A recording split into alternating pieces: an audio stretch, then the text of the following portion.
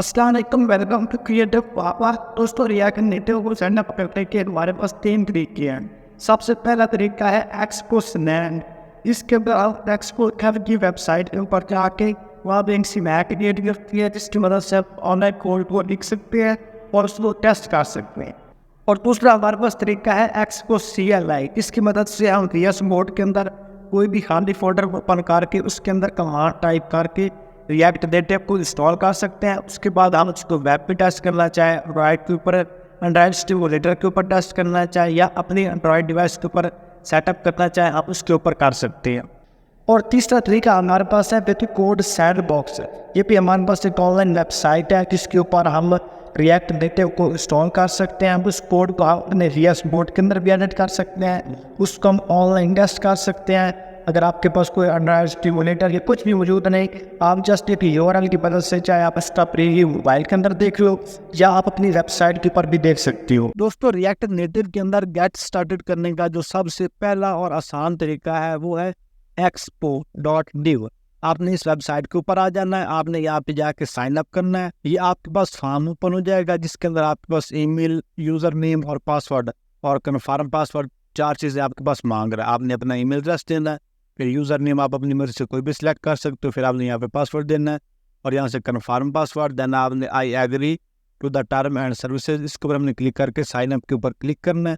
तो समझ लिया आपका साइन अप हो गया। साइन अप होने के बाद आपने अपना ईमेल अकाउंट चेक करना है, आपके जो अकाउंट है वो क्रिएट हो जाएगा। बहुत आसान सा है, आपके जीमेल पे ईमेल आ जाएगी, वहाँ पे आपने उसको वेरीफाई कर लेना है और जो आपने ईमेल और पासवर्ड दिया है उसके साथ आपने अपने जो ये expo.div है इसके अंदर लॉगिन करना है। लॉगिन करने के बाद आपके पास कुछ इस तरह का डैशबोर्ड आ जाएगा।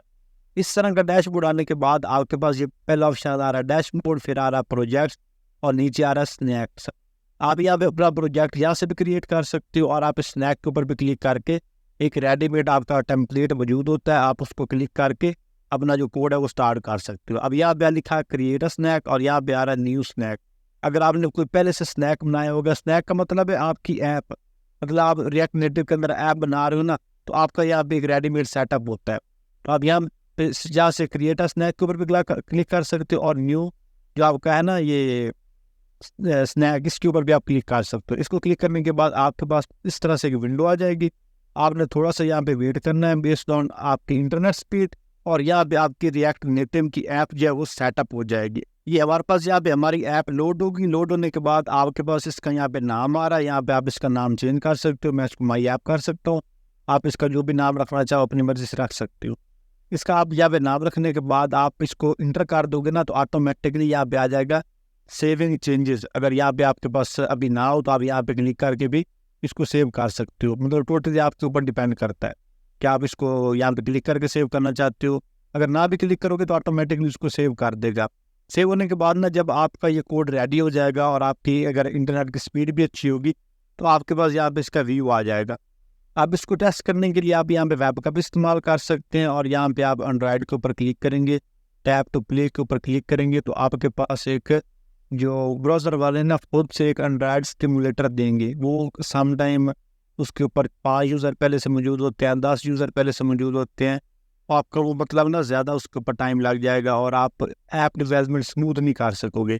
आप यहाँ पे क्लिक कर देना माई डिवाइस के ऊपर, यहाँ पे आप ना टैप टू प्ले के ऊपर क्लिक करोगे। कभी कभी इस तरह से होता है कि उसी वक्त स्टिमुलेट हो जाता है, जो भी हम यहाँ पे चेंज करेंगे यहाँ पे हमारे पास हो जाएंगी।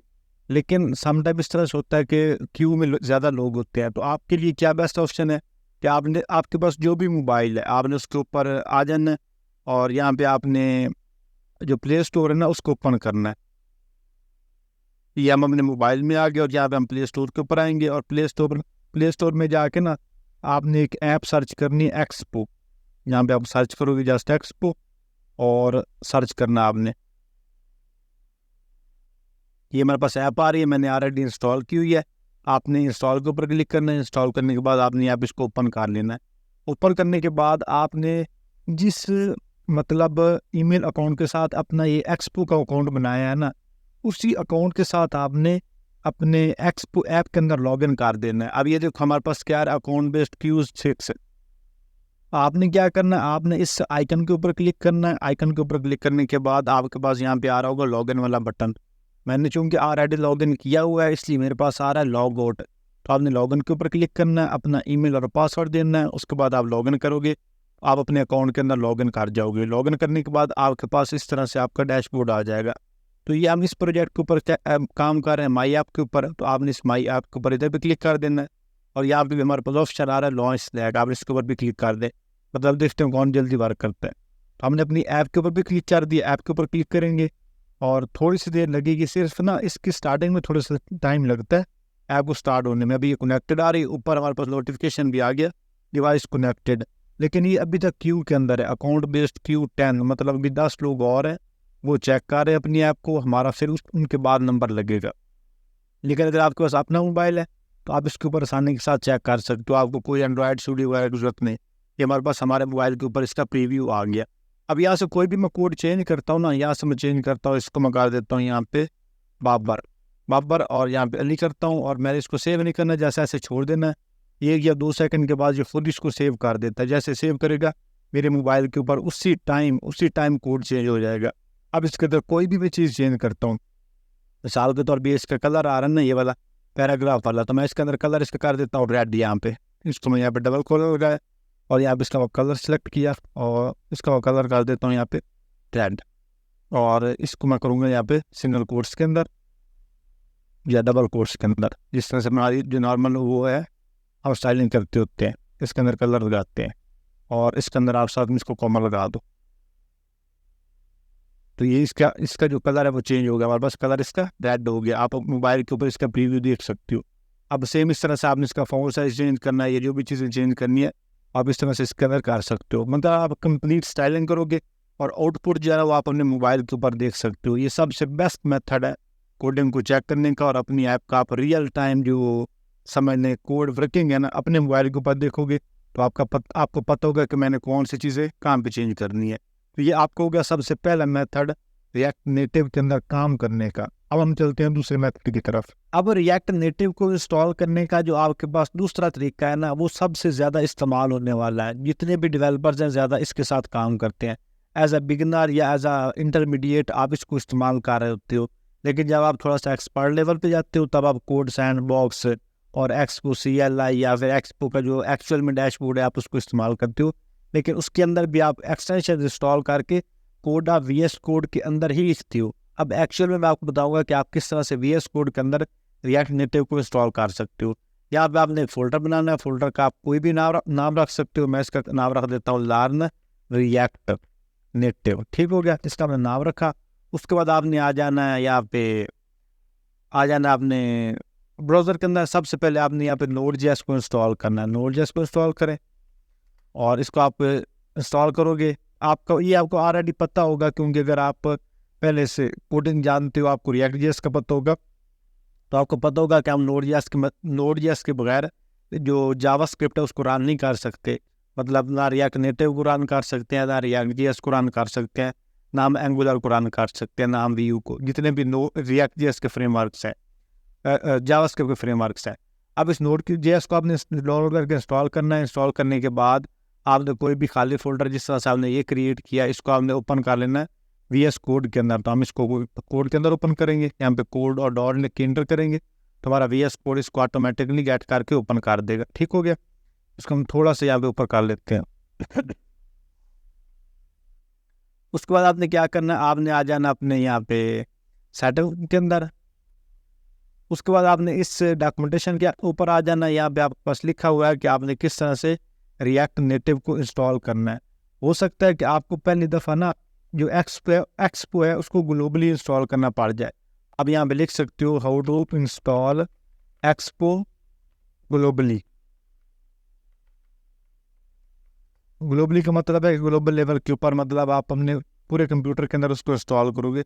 समटाइम ये वाला इशू आ जाता है, इसलिए आपने ये जो कमांड है npm install -- global expo CLI, इसको आपने कॉपी करके पहली दफ़ा कमांड जो इसकी रन कर देनी है। यहाँ पे आप टर्मिनल को ओपन करोगे, टर्मिनल के अंदर आप पहली कमांड ये वाली लिख दोगे।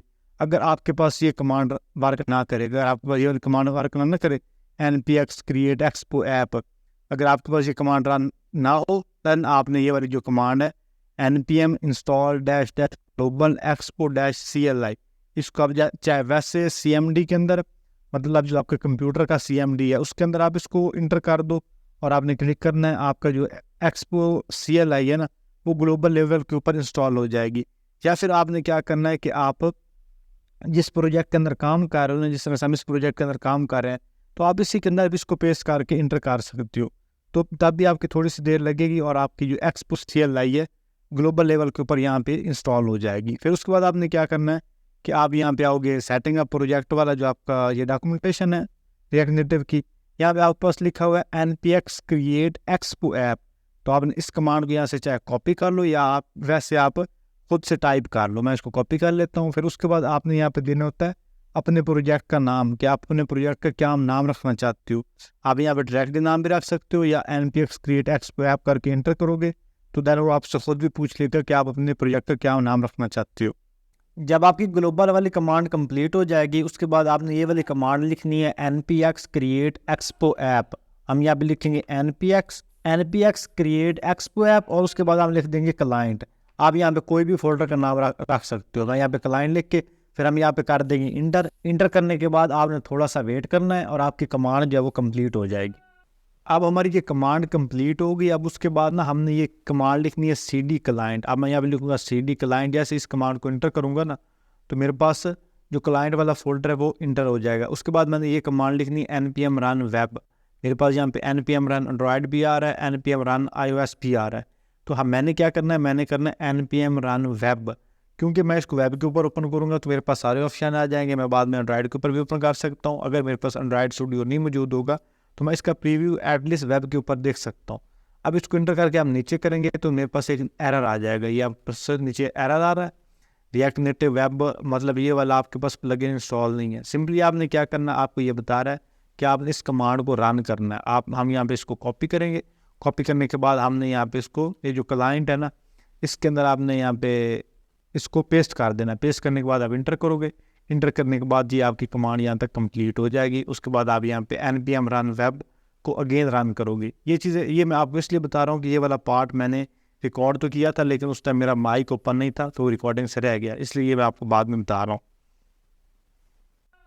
अब ये ऑटोमेटिकली कोड को रन कर रहा है और हमारा जो ब्राउज़र है उसके अंदर इसने ये जो लोकल होस्ट /808081 के ऊपर एक सर्वर स्टार्ट कर दिया। अब जो भी हम कोड करेंगे तो हम अपने ब्राउज़र के ऊपर इसको देख सकते हैं। अब इस ब्राउज़र के ऊपर भी आप अपने मोबाइल को टेस्ट कर सकते हो, अपना मोबाइल वर्जन टेस्ट कर सकते हो। उसके लिए आपने क्या करना है, मैं इसको अपने एक और ब्राउज़र उसके अंदर ओपन करता हूँ। यहाँ पर मैंने एक्सटेंशन इंस्टॉल की हुई है तो हम यहाँ पे इसको ओपन करेंगे। ये मेरे पास एक एक्सटेंशन है मोबाइल फर्स्ट, तो आपने इसको इंस्टॉल कर लेना है। इंस्टॉल करने के बाद आप इसको किसी भी पेज के ऊपर ओपन करोगे ना तो आपको ये एग्जैक्ट मोबाइल वाली मतलब व्यू देगा। अब इसके अंदर मैं ओपन करता हूँ, यहाँ पे मोबाइल सेलेक्ट कर लेता हूँ कोई भी। यहाँ से मैं लैपटॉप, मोबाइल, गूगल पिक्सल जो भी आप सेलेक्ट करना चाहो कर सकते हो। ये हमारे पास सारा open up app.js with start working on your app, ये वाला लिखा हुआ है app.js के अंदर। यहाँ पे ये आपका लिखा हुआ है app.js के अंदर, तो यहाँ पे आप चेंज कर सकते हो। मैं इसको लिख देता हूँ welcome to creative Babar, welcome to creative Babar. सब सेव करेंगे। सेव करने के बाद आप इस पेज को विजिट करोगे और इसको आपने करना रीलोड। समटाइम ये ऑटो रीलोड हो जाता है और समटाइम आपने खुद से रीलोड करना होता है। ये आपके पास आ गया वेलकम टू क्रिएटिव बाबर। आपके पास आपका जो मतलब रिजल्ट है आपका वो आ रहा है। अब अगर आपने अब इसकी मोबाइल टेस्टिंग देखनी है कि अब आप इसको मोबाइल के ऊपर भी व्यू करना चाहते हो लेकिन आपने एंड्रॉयड स्टिमुलेटर इंस्टॉल नहीं किया हुआ, तब भी आपके पास कोई मसला नहीं। आप इसको थोड़ा सा यहाँ पे ओपन करो। ओपन करने के बाद ये आपके पास आ रहा है एक QR कोड, जो मैंने आपको ऐप बताई थी मतलब एक्सपो वाली। तो आप उस एक्सपो को आप इंटर करोगे ना, उस ऐप को ओपन करोगे तो वहाँ पे आपके पास ऑप्शन आ रहा होगा स्कैन QR कोड। उसके ऊपर आप क्लिक करके इस कोड को स्कैन करोगे तो आपकी ऐप को वहाँ पे ऑटोमेटिकली रन कर देगा। अगर आप ये नहीं करना चाहते तो आपके पास ये लिखा हुआ है expo:/192 और आप इसको अगर ओपन करोगे मतलब इस IP एड्रेस को, तब भी ये उसको रन कर देगा। अगर आप ये भी नहीं करना चाहते तो सिंपली आपने क्या करना है, इसको यहाँ से कॉपी कर लो, इतने को कॉपी करके और इसको मैं एक अलग टैब के अंदर ड्रैग कर देता हूँ और यहाँ पे आपने जहाँ पे लोकल होस्ट आ रहा है ना, वहाँ पे आपने इस आईपी एड्रेस को इंटर कर देना है। उस आईपी एड्रेस को इंटर किया, अब यहाँ पे इंटर करोगे, मैं इसको थोड़ा सा दोबारा लिखता हूँ। यहाँ पे HTTP और /1, ये आपका जो आईपी एड्रेस है आपने इसको इंटर करना है और ये आपने इसके ऊपर क्लिक कर देना कंटिन्यू टू साइट। तो ये आपके पास आ गया वेलकम टू क्रिएटिव बाबर। अब ये वाला जो आईपी एड्रेस है आप अपने मोबाइल के ऊपर ओपन करना चाहो, मोबाइल के ऊपर ओपन कर सकते हो। आप इसको ओपन करना चाहो किसी और लैपटॉप ब्राउज़र के अंदर तो आप इसको ओपन कर सकते हो, लेकिन इसकी शर्त ये होती है कि आपके मोबाइल का और आपके कंप्यूटर का वाईफाई जो कनेक्शन है ना वो सेम होना चाहिए। अब इस एड्रेस को मैं आपको मोबाइल के ऊपर भी ओपन करके बताता हूँ। ये मैं अपने मोबाइल के अंदर आ गया। मोबाइल के अंदर आपने क्या करना है, आपने क्रोम को ओपन करना है। क्रोम को ओपन करने के बाद जो आपका आईपी एड्रेस आ रहा है ना, ये वाला आपने इसको जस्ट ओपन कर लेना ब्राउज़र के अंदर। बिल्कुल सिंपल सी चीज़ है। यहाँ पे आप लिखोगे, इसको थोड़ा सा आपने ऊपर करना है, ये ओपन किया और यहाँ पे आप इसका एड्रेस दे दोगे। यहाँ पे मैंने ऑलरेडी भी कुछ चीज़ ओपन की हुई है तो मैं इसको यहाँ पे इसको क्लिक करता हूँ और यहाँ पे ऐड करता हूँ डबल डॉट्स, डबल कोलन जो है इसको ख़त्म किया और यहाँ पे हमने ऐड किया, ये निशान आ रहा था यहाँ पे, ये वाला ठीक हो गया। अब मेरे पास आईपी एड्रेस आपने चेक कर लेना 192.168.215.7 और आगे 8081 ठीक हो गया। अब आप इसमें यहाँ पे ओके करना है, ओके करोगे और आपने थोड़ा सा वेट करना है यहाँ पे। तो ये आपका ये जो एड्रेस है यहाँ पे ओपन हो जाएगा आपके मोबाइल के ऊपर। ये आपके पास आ गया वेलकम टू क्रिएटिव बाबर। जी तो प्रोग्रामर्स, रिएक्ट नेटिव को लिखने का जो आसान तरीका है वो है codesandbox.io। ये हमारे पास एक वेबसाइट है जिसके ऊपर हम रिएक्ट नेटिव एप्लीकेशंस बना सकते हैं। दोस्तों ये मुझे जो मेथड है ना, मुझे अभी अभी पता चला है, मतलब कुछ दिन पहले, और बहुत ही इंटरेस्टिंग है। मतलब अब मुझे इसका पता चला है ना तो मैं इसी को इस्तेमाल कर रहा हूँ। अभी मैं आपको बताता भी हूँ कि कौन से प्रोजेक्ट के ऊपर मैं इसको इस्तेमाल कर रहा हूँ। ये हमारे पास एक वेबसाइट है, सिंपली एक पूरा सॉफ्टवेयर है, लेकिन ये ब्राउज़र के ऊपर रन होता है। codesandbox.io, इसको आपने ओपन करना है। ओपन करने के बाद आपने इसको करना है साइन अप, साइन इन या ट्राई फॉर फ्री आपने क्लिक करना है। उसके बाद आपने इसका अकाउंट क्रिएट कर लेना है। अकाउंट क्रिएट करना बहुत ही आसान है। आपके पास गिटहब का अकाउंट है तो आप गिटहब से इसको लॉगिन कर सकते हो। आपके पास गूगल अकाउंट है तो आप उससे इसको लॉगिन कर सकते हो। अब इसका लॉगिन करना मैं आपको नहीं सिखाऊंगा क्योंकि बिल्कुल बेसिक सा वो मेथड है। मतलब जस्ट आप क्लिक करोगे ट्राई फॉर फ्री तो आपके पास आगे एक फॉर्म ओपन हो जाएगा जिसके आगे लिखा होगा कि आप इसको लॉगिन करना चाहते हो गिटहब के साथ, लॉगिन करना चाहते हो आप इसको गूगल के साथ या अपने ईमेल एड्रेस के साथ। वो आपको जो सूट करे आपने उसके साथ कर लेना है। लेकिन मैं आपको रिकमेंड करूँगा कि आप एक गिटहब का अकाउंट बनाएं और गिटहब के साथ इसको लिंक करें, क्योंकि आप अगर कोई कोड गिटहब पे लिखोगे ना तो आप उस जो रेपोजिटरी है वो वाला जो फोल्डर है उसको आप सैंडबॉक्स के ऊपर इंपोर्ट कर सकते हो। तो ये रीलोड होने में थोड़ा सा टाइम लेगा क्योंकि ये सॉफ्टवेयर थोड़ा सा हैवी है और इसकी जो नेट की कंज्यूमेंट है वो ज़्यादा है। जस्ट इसके आगे एक फॉर्म ओपन हो जाएगा। फॉर्म ओपन होने के बाद आपके पास बटन आ जाएंगे, आपने क्लिक करके मतलब गिटहब के साथ लॉगिन करना है या आपने करना है अपना वो जीमेल के साथ, वो आपके ऊपर डिपेंड करता है। तो ये इसका फर्स्ट इंटरफेस है। उसके बाद आपके पास जब आपने डैशबोर्ड ओपन हो जाना ना, जब आपके पास ये इसका अकाउंट बन जाना है तो आपके पास इस तरह का डैशबोर्ड ओपन हो जाएगा।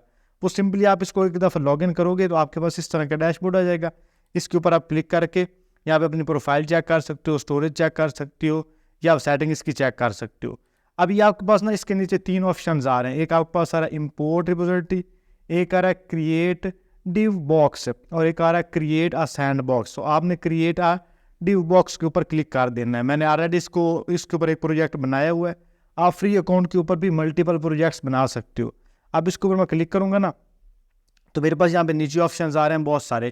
तो मेरे पास ये आ रहा है रिएक्ट नेटिव विद एक्सपो। आपके पास नहीं आ रहा होगा, आपने यहाँ पे रिएक्ट नेटिव को सर्च कर लेना। रिएक्ट नेटिव को आप सर्च करोगे तो आपके पास आ जाएगा react native with expo. Simply दोस्तों आपने इसको क्लिक करना है। क्लिक करने के बाद आपने यहाँ पे अपने प्रोजेक्ट का नाम देना है कि आप किस नाम के साथ अपना प्रोजेक्ट रखना चाहते हो। इस तरह से ये मेरा प्रोजेक्ट है माई शॉप के नाम से। ये जो आपको प्रोजेक्ट नज़र आ रहा है इसका मैंने नाम रखा है माई शॉप। तो यहाँ पे मैंने अपना नाम दूंगा, कोई भी यहाँ पे दे सकता हूँ। मैं इसका दे सकता हूँ लर्न नेटिव ऐप, ये जो भी आप देना चाहो, या इसको माई ऐप दे दो। मतलब ये आपके ऊपर डिपेंड करता है कि आप इसको क्या नाम देना चाहते हो। फिर इसका ये आ रहा है फोल्डर, तो फोल्डर में आप इसको सिलेक्ट कर दो all div boxes and sand box. आप इसको ड्राफ्ट भी सिलेक्ट कर सकते हो टेस्टिंग के लिए, लेकिन आपने ऑल डिव बॉक्स और सैंड बॉक्स के ऊपर क्लिक कर देना है। फिर उसके नीचे जो आपके पास ऑप्शन आ रहे हैं इनको आप बेशक ना छोड़ो, लेकिन ये आपका आ रहा है ना ओपन विद, तो आपने इसको क्लिक करके VS कोड डेस्कटॉप के ऊपर आपने क्लिक कर देना है। इसके ना दो मतलब कोड एडिटर हैं, एक तो आपके पास ये वाला है, ये खुद ही यहाँ पे आपको अवेलेबल करवा देता है, आप इसके अंदर कोड लिख सकते हो। लेकिन चूंकि हम VS कोड के साथ ज़्यादा फेमिलियर है और बहुत अरसे से हम VS कोड को इस्तेमाल कर रहे हैं, तो मुझे जो कोड पर्सनली लिखना आसान लगता है ना, वो लगता है VS कोड के अंदर। तो मैं क्या करता हूँ, मैं यहाँ से इसको क्लिक करके VS कोड डेस्कटॉप के ऊपर क्लिक कर देता हूँ और यहाँ मैं क्लिक कर देता हूँ क्रिएट अ डिव बॉक्स। इसके ऊपर क्लिक करेंगे, मेरे पास सिंपली 3 मिनट या 4 मिनट लगेंगे, मेरे पास एक फोल्डर बन जाएगा, यहाँ पे आ जाएगा। उसको मैं ओपन करूँगा तो मेरा जो प्रोजेक्ट है यहाँ पे इस तरह से ब्राउज़र के अंदर ओपन हो जाएगा। ये मेरे पास एक ऐप है जिसके ऊपर मैं काम कर रहा हूँ।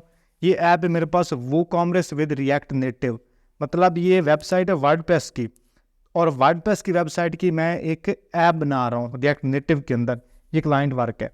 तो इसका क्या है कि इसका जो डाटा है वो सारा मौजूद है वर्डप्रेस के ऊपर। यहाँ से ऑर्डर करूँगा, ऑर्डर रिसीव होगा वर्डप्रेस डैशबोर्ड के ऊपर, और ऐप होगी रिएक्ट नेटिव के अंदर। ये बहुत ही मतलब एक कम्प्लेक्स चीज़ है, सारा APIs का वर्क है। अगर आप थोड़ा सा और फेमिलियर होगे ना कोडिंग के साथ, रिएक्ट नेटिव के साथ, जब आप API वर्क सीखोगे तो आप इसको आसानी के साथ बना सकोगे। लेकिन इसके अंदर आपका ज़्यादा जो ना API वर्क है। ये एक कंप्लीट है, आप इसको क्लिक करके यहाँ पे आप ना प्रोडक्ट डिटेल देख सकते हो, यहाँ पे फ़िल्टर लगा हुआ है जिस तरह से आप देखते हो अपना वो वर्डप्रेस के अंदर आपके पास प्रोडक्ट फ़िल्टर लगे होते हैं ना, ये सारा मैंने रिएक्ट नेटिव के अंदर लगाया। ऐड टू कार्ड कर सकते हो, ये एडेड आइटम आ गया, आप इसको ओपन करके फिर आप यहाँ पे कार्ड के ऊपर चेक कर सकते हो कि मैंने वहाँ पे आइटम ऐड की है, इसकी आप ये इंक्रीज़ कर सकते हो, यहाँ से चेकआउट कर सकते हो। चेकआउट करने के बाद आप चेकआउट करोगे तो आपको ऑर्डर रिसीव भी होगा, मतलब कंप्लीट फंक्शनैलिटी है।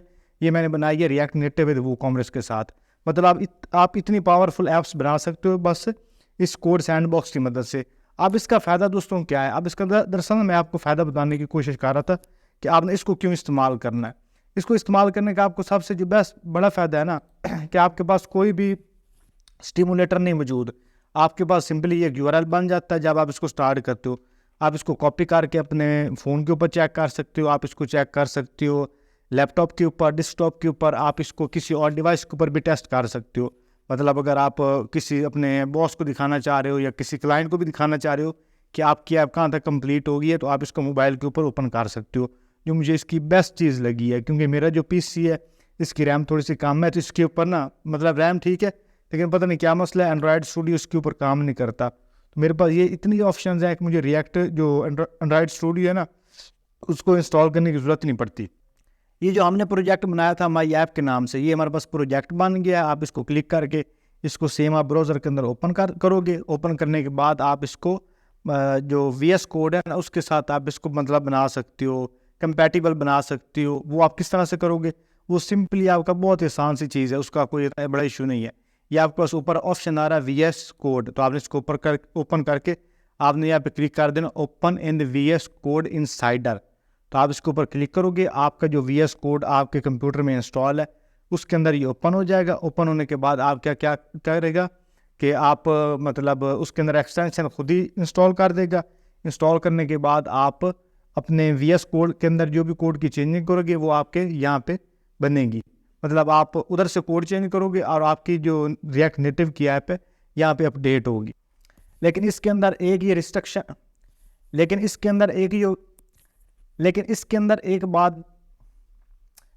अंदर आपने एक बात का ख्याल रखना है कि जो आप इसके अंदर VS कोड इस्तेमाल कर रहे हो ना, आपने इसके अंदर VS कोड इस्तेमाल करना है VS कोड इनसाइडर। आपके पास एक नॉर्मल VS कोड है, एक आपके पास होता है VS कोड इनसाइडर, इसको आपने इंस्टॉल करना है।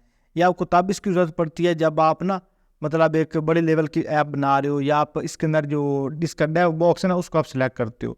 आप यहाँ से ओपन विद VS करोगे, मतलब इसके ऊपर आपने क्लिक किया, अभी मेरे पास VS के अंदर इसको ओपन कर देगा। थोड़ा सा टाइम लगेगा लेकिन मैं वीडियो को थोड़ा सा मतलब बाद में कट ऑफ कर लूँगा। ये मेरे पास VS कोड के अंदर ओपन कर दिया। अब मेरे पास ऑलरेडी एक्सटेंशन इसके अंदर इंस्टॉल है, लेकिन आप पहली दफ़ा करोगे आपकी ये एक्सटेंशन मतलब आपको ऑप्शन देगा इनेबल करने का, तो आप इसके अंदर अपनी जो एक्सटेंशन है ना उनको आप इंस्टॉल कर सकते हो। मतलब आप खुद ही वो करता जाएगा, आपने जस्ट मतलब यस करते जाना, हाँ भी कर दो, हाँ भी कर दो, मतलब आपने जस्ट यस के ऊपर क्लिक करते जाना है। आपको पता चल जाएगा कि किस तरह से ये वर्क मतलब आपने इसको इंस्टॉल करना है। बिल्कुल सिंपल सा मेथड है। ये हमारा प्रोजेक्ट ओपन हो गया, जो हमने अभी माई ऐप के नाम से प्रोजेक्ट बनाया था ये हमारे पास ओपन हो गया। अब मैं इसके अंदर भी इसको एडिट कर सकता हूँ, मतलब ये app.jsr है ना, इसके अंदर मैं कोई भी कोड की चेंजिंग करूँगा मेरे पास यहाँ पे डिस्प्ले होगी। जिस तरह ये मेरे पास आ रहा है हेलो सैंडबॉक्स, मैं यहाँ पे कर देता हूँ हेलो बाबर और जस्ट इसको यहाँ पे सेव करूँगा और मेरे पास यहाँ पे कोड इसका चेंज हो जाएगा। अभी मेरे पास थोड़ा सा इसकी स्पीड का इशू होगा क्योंकि एट द सेम टाइम मेरा मोबाइल का नेट इस्तेमाल हो रहा है, कंप्यूटर के ऊपर भी और मोबाइल के ऊपर भी, इसलिए थोड़ा सा मतलब टाइम लेगा। मतलब आपके पास इतना मतलब स्लो वर्क नहीं करेगा। आप यहाँ पे इसको अगेन सर्वर को स्टार्ट कर सकते हो जल्दी इसकी चेंजिंग देखने के लिए।